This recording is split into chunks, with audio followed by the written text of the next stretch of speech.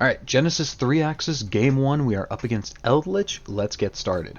So you're actually going to get a couple of extra games this week, just because, kind of like last week, these just games this week were pretty much non-games.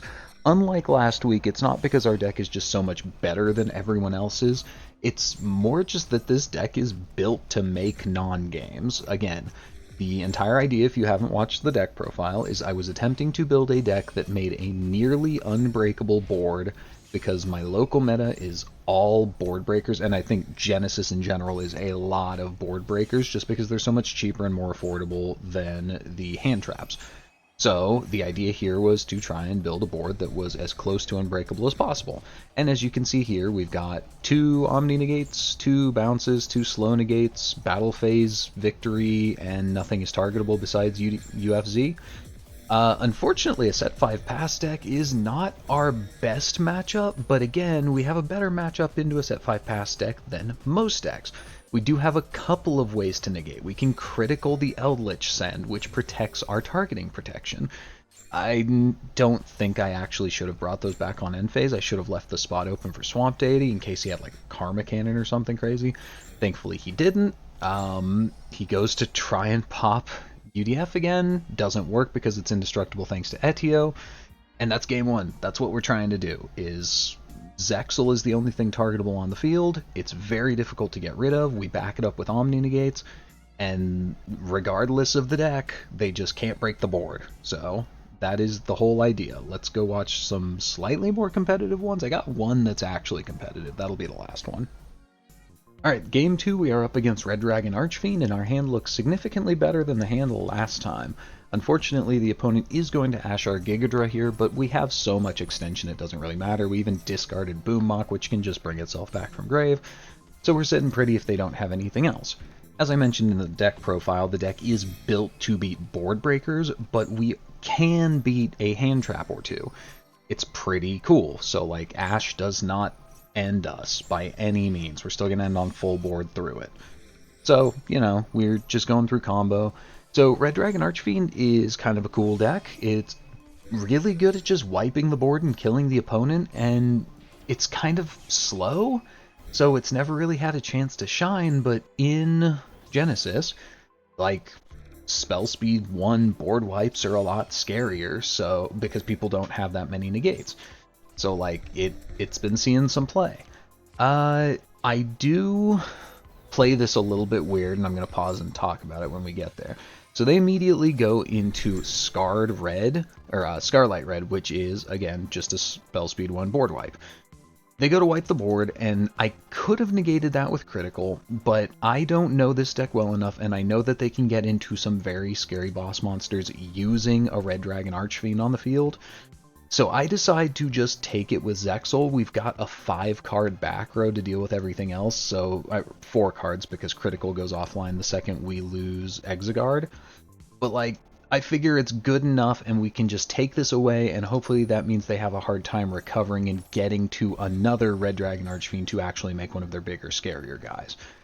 That was my thought process behind just yoinking it instead of countering it, because I didn't know if I died if they kept this card, really. I go to use Book, doesn't really end up mattering. They actually have the second Ash Blossom, so they ash the Book of Eclipse, but our guy's just indestructible anyways. Doesn't really matter, and it seems like just yoinking the Archfiend was the correct play. They had a couple of extra things they tried. They had some Resonators, they normal summoned a guy, we bounced it. But at the end of the day, even if our board gets wiped for the most part, you can't target anything, and we have numerous other interactions coming from the back row. Pretty cool. Alright, game 3, we are up against a weird, like, Dino Sword Soul amalgamation. I'm not entirely sure what it is, but it's very Dino based. So again, we're going first. The only time we're going to go second in one of these is going to be the next game. I don't know, I won a lot of coin tosses for once. I'm not used to that, but it happened this week. We go through our standard line. They don't appear to have anything, so we're going to end up on full board. Pretty similar to what you saw last game. Just like a couple of negates, a couple of bounces, targeting protection, all that good stuff. Here, I managed to like get an extra material because we opened 2 of the Magnificestorms, or sorry, the Radiant Typhoons. So we can go through the Grand Bash line to get to a Lars instead. We don't always get Lars, but it is an Omni Negate when we manage to get to it. But yeah, other than that, Utopic Ray Lancer, get back the Etio, set critical, and we're sitting pretty on, like, what, 2 negates, a yoink, couple of bounces, couple of slow negates, targeting protection, all that fun stuff. So this I was not entirely sure about, but I figured they have a tuner and a non-tuner. I don't know what 10 they'd be trying to go into. Maybe they spent all of their points on Barone. I wasn't sure, and I wasn't about to find out, so I go ahead and I bounce the Xeno, and then they still get their token. But I use the often forgotten second effect of Materiactor Exiguard here to return a card from itself, to bounce a card to get rid of the token. Again, just keep them off of synchros because I don't know where their points went, so I don't know if they're playing scary synchros. We negate the double evolution pill. At this point, I figured they probably didn't have any board breakers left, so we go Lars on double evolution pill, figuring that's probably their Hail Mary.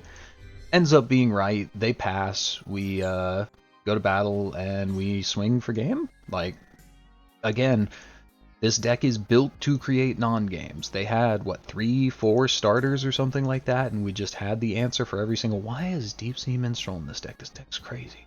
But yeah, we just had the answer for every single one, and follow-up and all that good stuff, so, like, it's not like last week, where they were non-games because it's just a blatantly better deck. These are non-games because that's what the deck is built to do.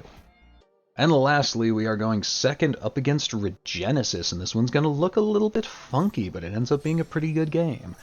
So they don't have much of anything, so they just get Genesys Warrior and a Dogmatic of Punishment. We hit the punishment, we Dark Hole their field, and it looks like the game should be over.